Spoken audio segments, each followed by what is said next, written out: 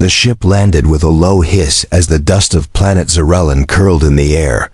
Rain Carter stepped out, boots sinking slightly into the soft glowing ground. This planet was strange, full of bioluminescent plants, soft lights floating like fireflies, and a constant hum that came from deep in the trees. It was beautiful, but not safe. He was a soldier, part of the interspecies peace mission, sent to study and assist the local alien race, the Zarelli. They looked human from a distance, but their eyes glowed, their voices echoed strangely, and their bodies gave off faint heat. Rain didn't trust them, but he had a job to do. "Stay sharp," said Commander Dren, handing him a data tablet. "Don't believe everything they say, especially about her." "Her who?" Rain asked, raising an eyebrow. Commander Dren didn't smile. "Alira," he said slowly. "You'll hear her name, maybe even see her. But listen carefully, she's dangerous during pairing season." Rain had read something about it in the files. The Zarelli went through a special season once every few years, some kind of emotional storm where they bonded deeply with another being. It was more than love or mating, it was a psychic connection, too strong for most humans to handle. She chooses someone. Dren continued, "And if she does, she'll come for you. Just lock your door at night. No matter what you hear, no matter what she says." Rain laughed a little, trying to brush off the warning. He didn't believe in alien love stories or soul bonds, but the look in Dren's eyes made him pause. This wasn't a joke. That evening, Rain settled into his small room inside the research base. The walls were metal, but the windows showed the outside jungle, glowing and quiet. He set his gear down, checked his weapons, and glanced at the door. Thick metal, with an auto-lock system. As night fell, the jungle began to sing. Strange soft songs, not from animals, but from the plants in the wind. Rain lay on his bunk, staring at the ceiling. He thought about Alira. The name sounded soft, beautiful, almost human. He didn't even know what she looked like. Was she real, or just a story to scare new soldiers?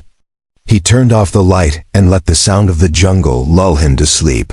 Then came the knock, soft, almost gentle, like someone brushing fingers against the door. He sat up quickly, heart pounding.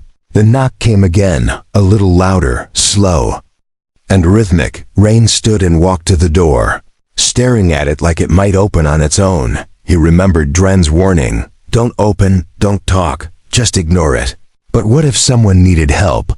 What if it was a local bringing information? Or something important? He placed his hand near the door's lock pad, but stopped. There was silence. Then a voice, soft female, like a song whispered in the wind. "Rain," it called. "I'm cold." His heart jumped. How did she know his name?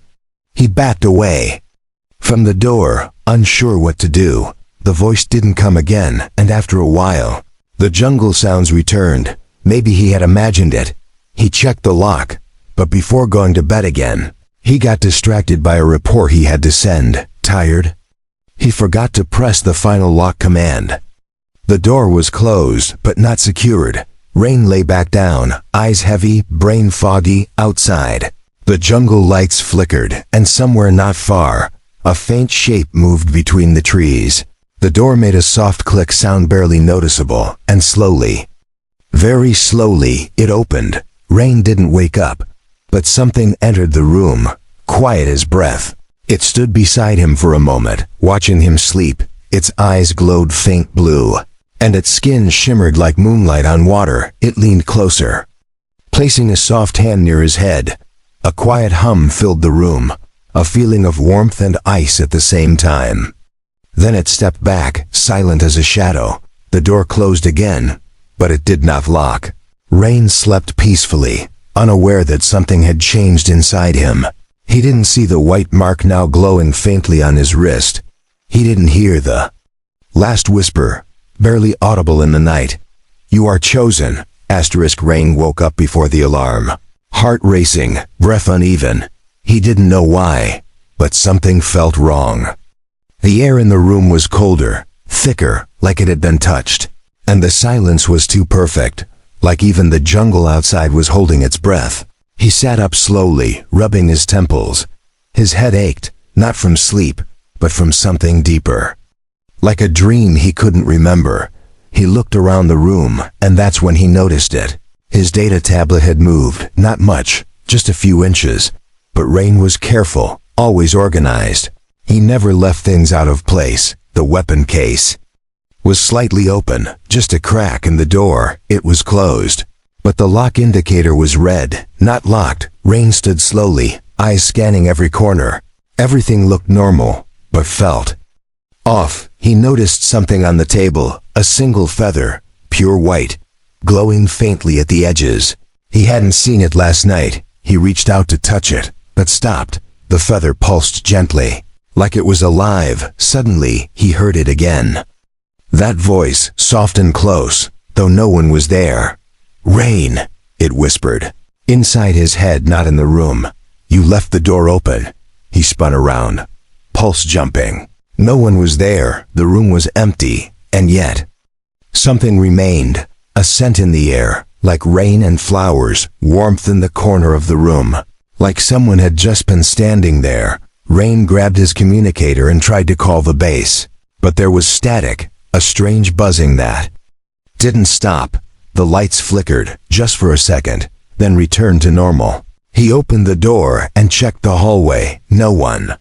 He looked down the corridor and then to the jungle beyond the glass wall. The trees were still glowing softly, like they always did.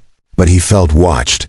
That night, he locked the door carefully, double-checked it, then sat on his bed with a weapon beside him. He couldn't explain what happened, but he knew something had entered his room and left something behind. The feather was now under a glass case on his desk. It didn't stop glowing. He tried to sleep, but every time he closed his eyes, he saw her. He didn't know how, but he did. The girl from the stories, Alira. Her eyes like moons, skin shimmering silver blue. Her voice like wind in the trees. She stood in his dream, not saying a word, just watching. He tried to move, to speak, but he was frozen. Then she smiled, just a little, and whispered one word. Soon, Rain woke up sweating, heart thudding like a drum. He looked around. Everything was in place. Nothing had moved, except the feather. It was now on his pillow. He jumped up, staring at it in disbelief. There was no way. He had locked the glass case, sealed it tight. It was still locked, but the feather had passed through it. He took it outside and threw it into the jungle. Far away. He didn't want it near him. But when he returned to his room, it was back. Lying on the center of the bed, Rain didn't sleep that night. He sat with his weapon, eyes on the door, waiting, listening, thinking. He remembered Commander Dren's voice. If she chooses you, it's already too late. But what did that mean? Was this just a test? Was someone playing with him? Or was something deeper happening, something not in the files? The next morning, his reflection looked tired, eyes a bit too dark. But there was something else, a faint white shimmer on his wrist, in the same place where the feather had touched him. Not a mark, not a wound, just light, faint and flickering. Like something beneath the skin had been awakened. Rain didn't tell anyone. He knew they wouldn't believe him, or worse, they would take him off the mission, and something deep inside him, something he didn't understand, didn't want to leave. The dreams had changed. They weren't just visions now, they were memories. But not his. Rain saw things he couldn't explain. Ancient temples in the jungle, stars falling from alien skies, and faces that were not human. He woke up with strange words in his head. Words he didn't understand. One of them echoed again and again. Ziriah. He didn't know what it meant, but every time he heard it, a part of him felt like it belonged somewhere else. Somewhere not Earth, not Zarellan. Somewhere older, Rain avoided people that day. He walked past the other soldiers, ignored the calls from command. He went straight to the restricted section of the base's research lab. Inside, rows of alien files blinked on floating data screens. He typed in a request. Zarellan species history, pairing season. The system hesitated, then unlocked a few red-marked files. Rain read slowly, carefully. What he found made his stomach tighten. The Zarelli didn't bond for love. They bonded to survive during pairing season. Their bodies released waves of psychic energy. They searched for minds that could match them, hold them, balance them, but human minds weren't designed for that. In the last 2 decades, 3 soldiers had gone missing during the season. One was found weeks later alive, but completely silent. He never spoke again, never recognized anyone. Doctors said his brain was rewired, his identity erased. Another soldier had written pages and pages of alien symbols before vanishing into the jungle. The last one left only one thing behind, a feather. Rain's hands shook as he scrolled. One report caught his eye. Subject: Alira. She wasn't just any Zarelli female. She was one of the elder pairborn, a rare bloodline, genetically tuned for deeper bonding. More powerful, more dangerous. She could reach further, feel more, and connect even with minds not ready. Rain stepped back from the screen, breathing hard. It wasn't just about attraction or emotions. This was survival for her and destruction for him. He heard footsteps behind him. Commander Dren entered. Face tense. "You've seen it now," Dren said. "You understand why we warn every new recruit. Why didn't you tell me the full truth?" Rain asked. "Would you have believed it?" Dren replied. Rain stayed silent. He wasn't sure what he believed anymore. "She chooses one every season," Dren continued. "But you weren't supposed to be the target. You weren't even on the original bonding risk list. But you let her in. I didn't open the door." Rain said. "No," Dren answered. "But you didn't lock it either." They both stood quiet, the lab humming softly. Rain finally spoke, voice low. "She's inside my head." Dren nodded. "She'll get stronger now, and so will the connection. You'll feel drawn to her, even if you fight it. And the more you resist, the more your mind will try to find balance by becoming like hers." Rain looked at his hand. The mark on his wrist was now brighter, almost like a circuit. The bond had already begun. Back in his room, Rain opened his personal logs.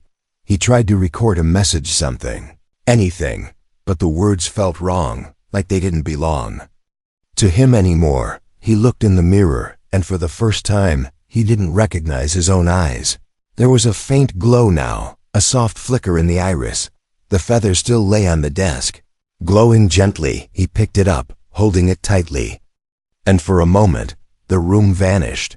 He stood in a forest not his own. Alira was there, standing under a blue tree with leaves like glass. She looked at him, not with hunger, not with cruelty, but with sadness. "You were not supposed to hear me," she said. "But you did. You felt me, and now we are bound." Rain opened his eyes, breath shallow. He dropped the feather, which turned to dust in his hand. The mark on his wrist flared once, then dimmed again. This was no dream. This was the beginning of something he couldn't undo. Rain tried to scream, but the sound never left his throat. His body stood still in front of the mirror, but in his mind he was falling fast.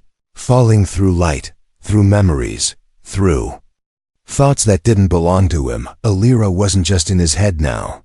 She was inside his feelings, joy, sadness, fear. She could taste them, and sometimes they didn't feel like his anymore. Every time he closed his eyes, she came closer. Not with footsteps, but with feelings.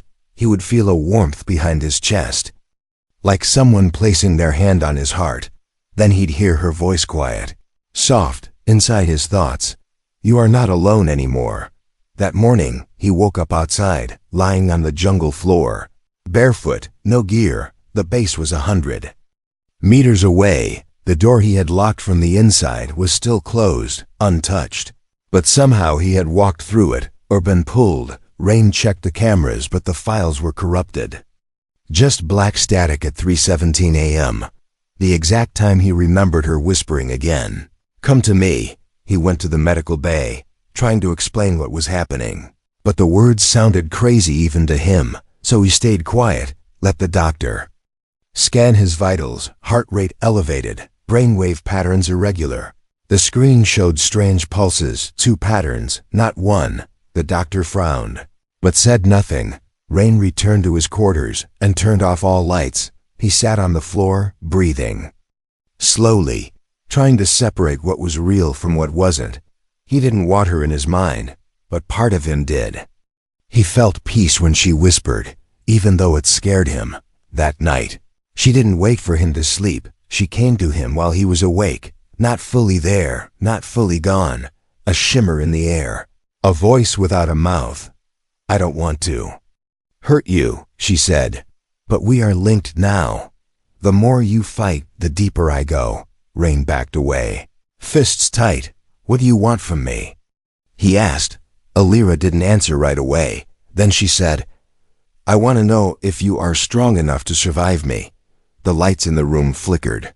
The air turned cold. Rain's chest burned for a second. He looked down and saw the mark glowing again. This time, a second line formed beside it, like a growing symbol. It hurt, but not like pain, more like being rewritten. He saw flashes again this time, her memories, a past filled with war, with loneliness, with dying mates. Alira was not just some alien girl. She was a weapon created by her own people.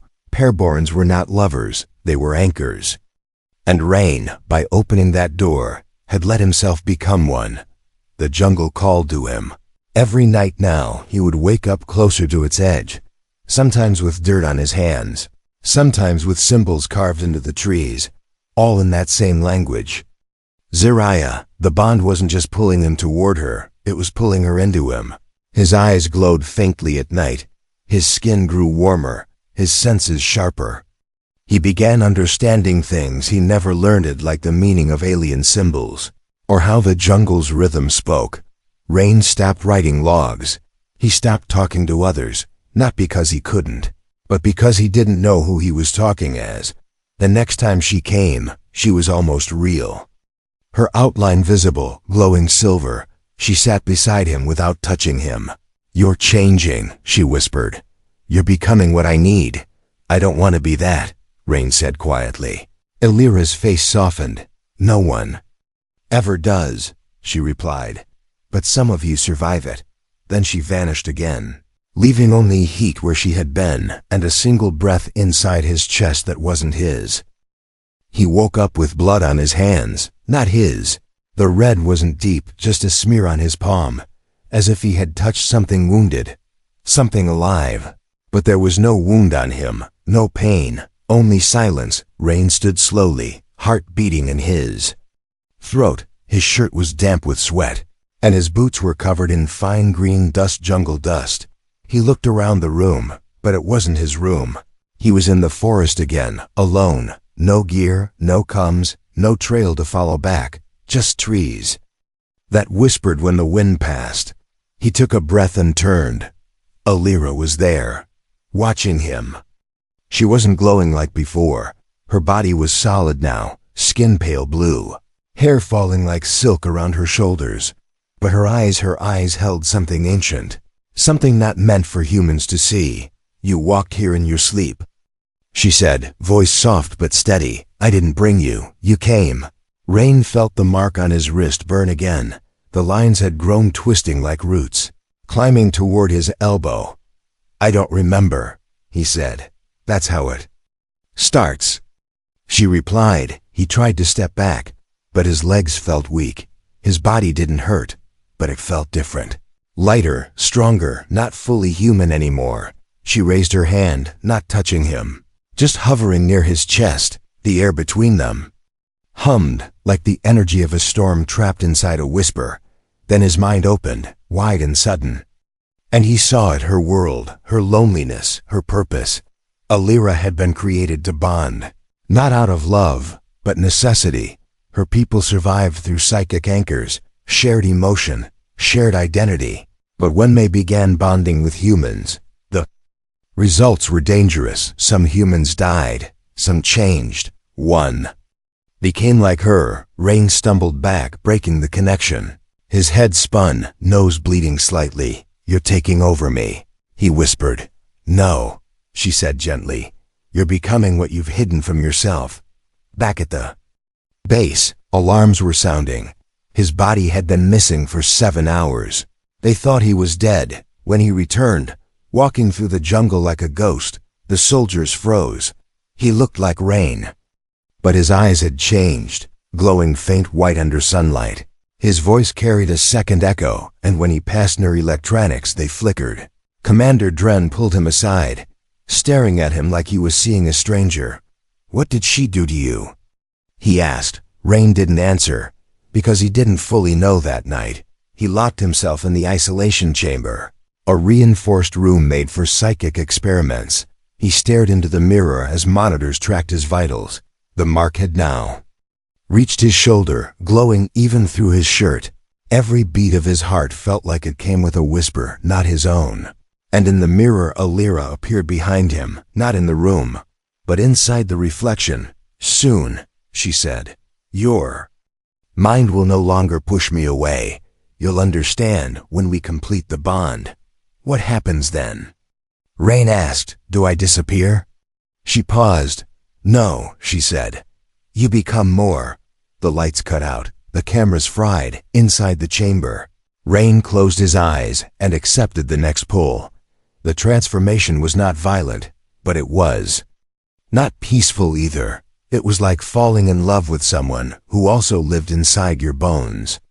She didn't steal his body. She merged with his identity from that night on. Rain could hear other things, thoughts from far away, emotions that weren't his. He could sense pain, predict danger, feel energy around him, but it came with a price. He was no longer just human, and the jungle knew it. The trees bent slightly when he walked past. The animals no longer ran. They watched him like one of their own. Rain stared at his reflection, but the man in the mirror blinked before he did. It was a tiny detail, barely noticeable, but enough to freeze him in place. He moved his hand, and the reflection followed. But there was something behind those eyes now. A second presence, watching, waiting, patient like a storm before it breaks. He placed both hands on the mirror, trying to feel something, anything real. The surface was cold, but beneath it, he felt warmth.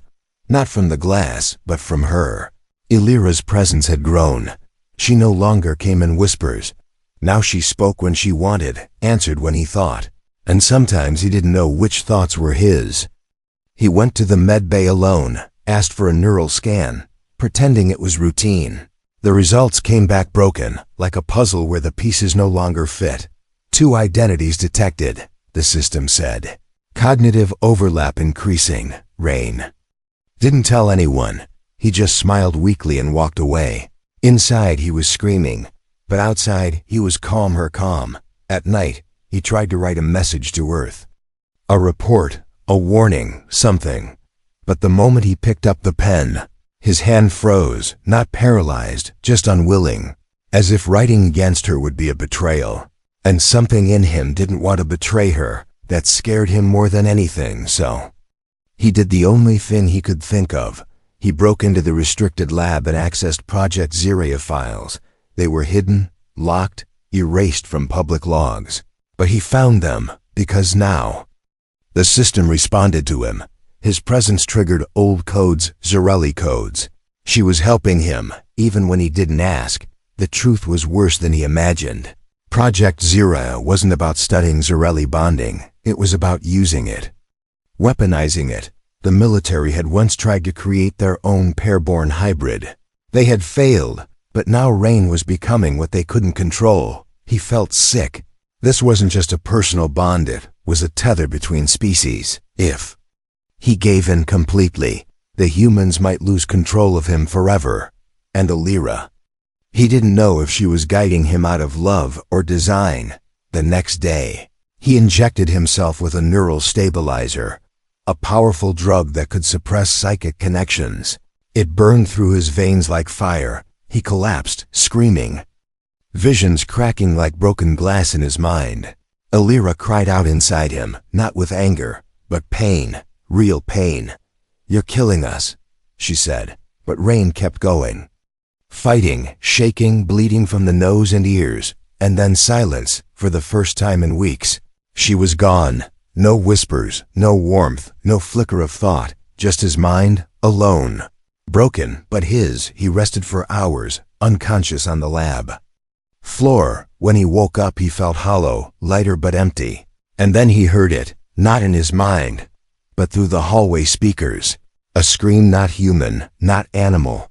A sound so full of grief, it made the walls shake.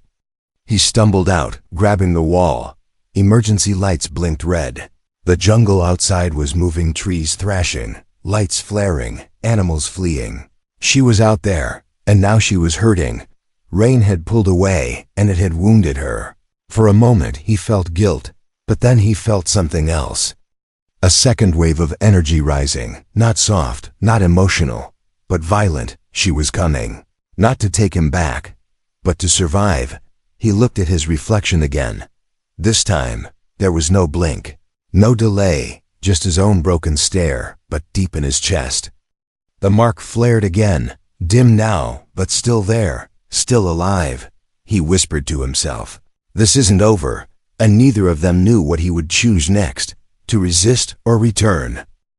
He didn't remember walking there, but when Rain opened his eyes, he was standing in front of the old Zarelli temple. The jungle was silent behind him. The wind didn't move. The glowing trees had dimmed. Everything felt like it was waiting.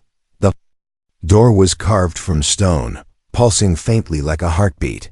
It wasn't a building, it was alive, not with blood, but with memory. This was the place from his dreams, the one Alira had shown him. The place where the first bond had ever been made, and where most of them had been broken. He stepped forward, each footstep echoing louder than it should. Inside, the walls were covered in shifting symbols, glowing softly as he passed. Some were human, most were not. All of them told a story, his story. And then he saw her, Alira, standing in the center, her back to him. The light around her was unstable, flickering between blue, white, and deep violet. She was shaking, like someone trying not to fall apart. "You broke it," she said, without turning. But it didn't go away. Rain didn't answer. He didn't have the words. His thoughts were his own again, but her voice still lived in their shadows. "I never wanted to choose you," she said, her voice trembling. "But you heard me. And your heart answered before your mind did. That's how the bond began." He walked closer, slow and careful. "You said we could survive it," he whispered. Alira turned, and her face was different now, tired. Raw, human in ways it never had been. "I hoped we could," she said, "but hope is not the same as truth." He looked down at the glowing mark on his arm. It had stopped spreading, but it hadn't faded. The choice had frozen in place, waiting for one last step. Alira placed her hand over her chest, and a second mark like his began to glow through her skin. "I took too much from you," she said softly, "and you lost too much of yourself." Rain stepped closer until only breath separated them. "What happens if I open this door?" he asked, pointing to the ancient stone doorway behind her. "Then we finish it," she said. "Bonded for real, no more resistance, no more pain. You will be changed. Not destroyed, not erased, but rewritten. And if I walk away?" Rain asked. She closed her eyes. "Then I will fade," she said. "My kind can't survive a broken tether." The room was quiet, too quiet. It felt like the universe was listening. Rain's hand hovered near the door. He remembered Earth, his people, his name. He also remembered the peace he felt when her thoughts touched his. The fear, the mystery, the warmth. The bond had taken him close to madness. But it had also shown him who he really was. A man who locked the door too late, but maybe not by accident. He looked at her and saw not a threat, but a reflection. He opened the door. Light burst through the temple, neither hot nor cold, just full like truth poured into an empty room.